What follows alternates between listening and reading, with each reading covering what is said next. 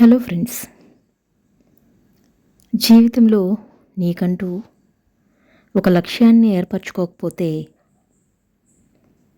ఎవరో ఒకరు తమ లక్ష్యం కోసం మిమ్మల్ని వాడుకుంటారు. ఎప్పుడు కూడా కష్టాలనేవి మనిషిని భయపెట్టడానికి రావు, వారికి ఎలా బ్రతకాలో నేర్పించడానికి వస్తాయి. అవునా? మనకు శత్రువులు పెరిగిపోతున్నారు అంటే మనం తప్పు చేస్తున్నామని కాదు, తప్పు చేసేవారిని ధిక్కరిస్తున్నామని అర్థం. సమయానికి అందుబాటులో లేనిది ఏదైనా కూడా వృధానే. అది మనిషి అయినా, డబ్బైనా, మాట అయినా సరే. నమ్మించి మనిషిని మోసం చేయగలవు, కానీ నటించి మనసును మాత్రం ఎప్పటికీ మోసం చేయలేవు. ఎప్పుడైనా సరే నిన్ను అవమానపరిచి హేళన చేసేవారికి నీ గెలుపే సమాధానం కావాలి తప్ప నీ పగ ప్రతీకారాలు కాదు. తనకు లేని వాటి కోసం విచారించక తనకు ఉన్న వాటితోనే సంతోషించే వ్యక్తి ఎప్పటికీ ఆనందంగానే ఉంటాడు. జీవితంలో కొన్ని విషయాలకి, అలాగే కొంతమంది మనుషులకి మనం ఎంత దూరంగా ఉంటే అంత మంచిది. కానీ దురదృష్టం ఏమిటంటే మన మనసు ఎప్పుడూ కూడా వాటిని కోరుకుంటుంది. మీరు ఎంతవరకు ఇంకొకరిని బాధ పెట్టగలరంటే వారు మిమ్మల్ని ప్రేమిస్తున్నంత వరకు, అలాగే మీపై విరక్తి చెందనంత వరకు. గుర్తుంచుకోండి, నీకున్న తెలివితేటలను నీ బ్రతుకు బాగుపడడానికి ఉపయోగించు, అంతేకాని వేరే వారి బ్రతుకు తెరువును పోగొట్టడానికి కాదు. ఇతరులు నిన్ను సంతోషపెట్టాలని ఎన్నడూ ఆశించుకో. నిన్ను నువ్వు సంతోషంగా ఉంచుకోవడం ఎలాగో నువ్వు నేర్చుకో. అదే నీకు అత్యంత సంతృప్తిని, అలాగే ఉన్నతమైన ఆనందాన్ని ఇస్తుంది. గుర్తుంచుకోండి, ఎవరిని కూడా ఒక చిత్తు కాగితంలో చూడకు. ఎందుకంటే రేపటి రోజున ఆ కాగితమే గాలిపటమై ఎగిరితే తల ఎత్తుకుని చూడాల్సి వస్తుంది. గుర్తుంచుకోండి, నువ్వు దేనికోసం కూడా ఆతృతగా ఎదురు చూడాల్సిన అవసరం లేదు. నీకోసం ఏది ఎప్పుడు రావాలో అప్పుడే వస్తుంది. దానికోసం విలువైన కాలాన్ని వృధా చేసుకోకండి. విశ్వాసంతో ఉండండి, అంతా మంచే జరుగుతుంది. నీకు కావలసిన దానికోసం శ్రమించకుండా పోగొట్టుకున్న దాని గురించి ఏడవడం మూర్ఖత్వం అవుతుంది. అసూయ, అలాగే అహంకారం, ఈ రెండూ కూడా ఒక రకమైన వ్యాధి లాంటివే. ఇవి ఉన్నవారు వాళ్ళు సంతోషంగా ఉండరు, ఇతరులను కూడా సంతోషంగా ఉండనివ్వరు. ఆశ ఉండడం తప్పు కాదు, అది ఎంతో సహజం కూడా. ఎప్పుడైతే ఆ ఆశలు ఆశించదగని వ్యక్తితో ముడిపడి ఉన్నప్పుడు అవి కేవలం దుఃఖాలని, అలాగే బాధల్ని మాత్రమే మనకి మిగులుస్తాయి. కోపం అలాంటి ఒక పరిస్థితి, ఆ సమయంలో మన నాలుక,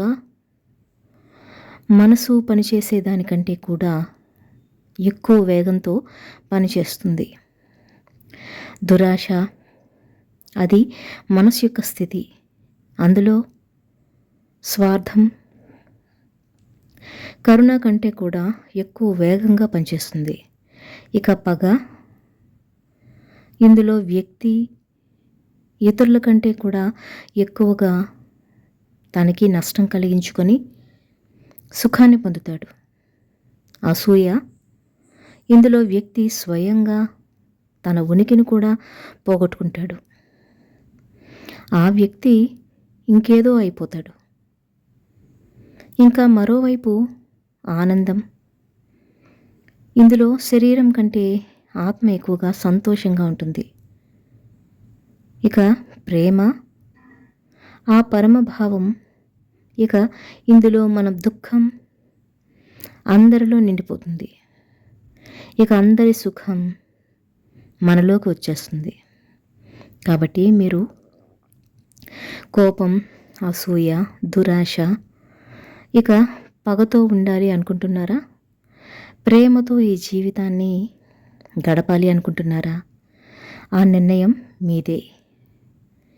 ఒక భార్య పరాయి మగవాడిపై ఆశపడటానికి గల కారణాలు ఏమిటని మీరు ఎప్పుడైనా విశ్లేషించారా?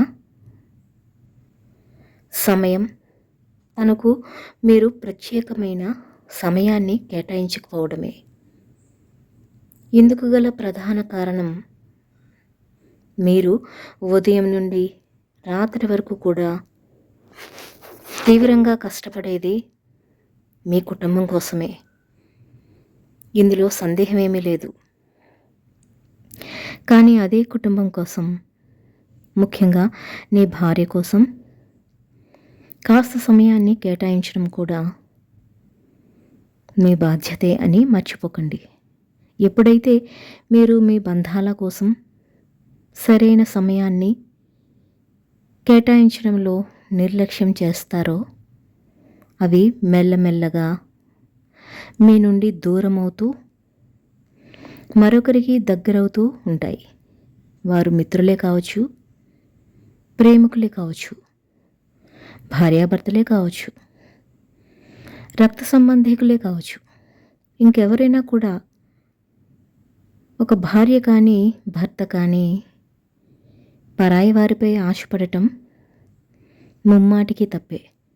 కానీ వారికి మీరు సరైన సమయాన్ని కేటాయించకపోవడం మీరు చేసే అతిపెద్ద పొరపాటు. మీరు ఇలా అనుకోవచ్చు, వారికి ఏం తక్కువైంది, కోరినవన్నీ కూడా తమ కాళ్ళ దగ్గరికి వచ్చేలా చేస్తున్నాను, వారికి అవసరాలన్నీ కూడా తీరుస్తున్నాను, ఇంకేం తక్కువైంది అని మీరు ఒక్కటి మర్చిపోతున్నారు. వారి దగ్గరికి అన్నీ తీసుకొస్తున్నారు, కానీ మీరు మాత్రం వెళ్ళడం లేదు. అవసరాలను ఎవరైనా తీరుస్తారు, కానీ సమయాన్ని కేవలం మనవారు మాత్రమే ఇస్తారు.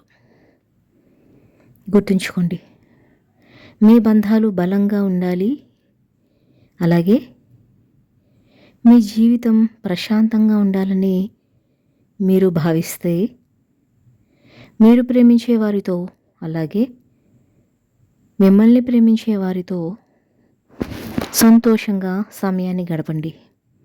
ఇక జీవితమంతా కూడా ఆనందమేమవుతుంది. నిజమైన ప్రేమ అందరికీ కావాలి, కానీ అనుకుని పరిచయాలు జరిగితేనే కదా అసలు ప్రేమ అంటే ఏంటో తెలుస్తుంది. పరిచయం లేని ఒక వ్యక్తి మిత్రులై మనల్ని అంత ప్రేమిస్తే, మరి నిజంగా మనం మాత్రమే కావాలి అనుకున్న వ్యక్తి ఇంకెంత ప్రేమిస్తా, మీరే ఆలోచించండి. అన్ని పరిచయాలు అద్భుతంగా ఉంటాయని చెప్పను, కానీ అద్భుతమైన పరిచయాలు ఎదురైనప్పుడు వాటిని వదులుకోకుండా పట్టుకోవడం మన చేతుల్లోనే. ప్రేమించే మనసు అందరికీ ఉంటుంది, కానీ ఆ ప్రేమ శాశ్వతంగా ఉండాలి. పరిస్థితిని అలానే దాని యొక్క ప్రతిఫలాన్ని స్వీకరించడం నేర్చుకోండి.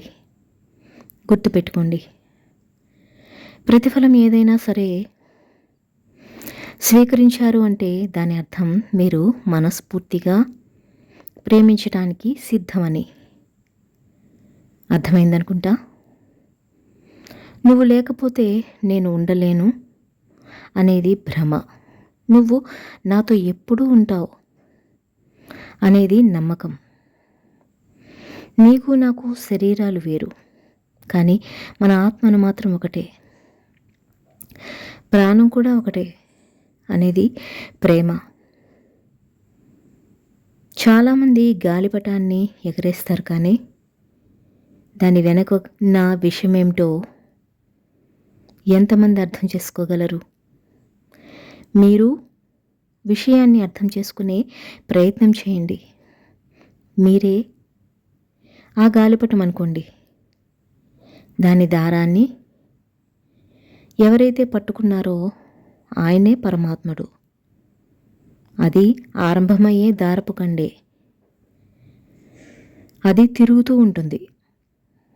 అదే మన కర్మచక్రం. జరిగిన వాటిని మర్చిపోవాలి. ఇప్పుడు మనం ఎగిరే జరుగుతున్న వాటిని గమనించాలి. దేని మీద జరగబోయే వాటికి సిద్ధంగా ఉండాలి. పరమాత్మ పైన లేక తమరి కర్మలపైన? పరమాత్మ తమరికి చెయ్యనందిస్తే, తమరు సత్కర్మలని ఆచరిస్తే ఆకాశం ఎత్తులో ఎగురుతూ ఉంటారు. అదే ఒకవేళ పరమాత్మతో మీ బంధం తెగిపోయింది అంటే, మీ యొక్క కర్మచక్రం దారి తప్పినా ఆగిపోయినా, అప్పుడు మీ ప్రతిరూపం అనే ఆ గాలిపటం వెళ్ళి ఏ చెట్టు కొమ్మకో తగిలి చిక్కుకుపోతుంది. అందుకని కేవలం గాలిపటం ఎగరేస్తే చాలదు, దాని గురించి తెలుసుకోవాలి. పరమాత్మ సహకారం పొందాలి. సదా సత్కర్మాచరణ చేస్తూ ఉండాలి. అప్పుడు మీరెల్లప్పుడూ ఆకాశంలోనే ఎగురుతూ ఉంటారు. జీవితంలో ముందుకు సాగడానికి మనకు ఎవరు కావాలి?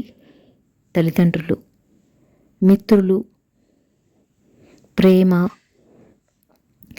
సహాయం, ధనం, కాయకష్టం, ఆశ ఎంతమంది ఉంటే అన్ని ప్రత్యామ్నాయాలు ఉంటాయి. నన్ను అడిగితే మాత్రం జయాపజయాలనేవి మాత్రం రెండే పదాలపై ఆధారపడి ఉన్నాయి: తగ్గడం, ఇంకా తలొగ్గడం. తలొగ్గితే ఓడిపోతావు. తగ్గడం తెలిస్తే దేన్నైనా ఖచ్చితంగా గెలుచుకోవచ్చు. తమరు అలసి ఉన్నా, బాధగా ఉన్నా, అలానే మీరు ఆక్రోశంలో ఉన్నా వాటికి తలొగ్గకుండా పోరాడాలి. లేకపోతే మీరు ఓడిపోతారు. అలా కాకుండా వాటిని తగ్గించుకొని దేనికైనా నేను సిద్ధమని తలెత్తుకుని చూస్తే మీకు ఎదురుగా కనిపించేది విజయమే. మిమ్మల్ని తనలోకి ఉంటుంది. కాబట్టి తలొగ్గకుండా తలెత్తుకుని జీవించండి. మానవ జీవితంలో ప్రేమకి ఒక అత్యంత మహత్తరమైన స్థానం ఉంది.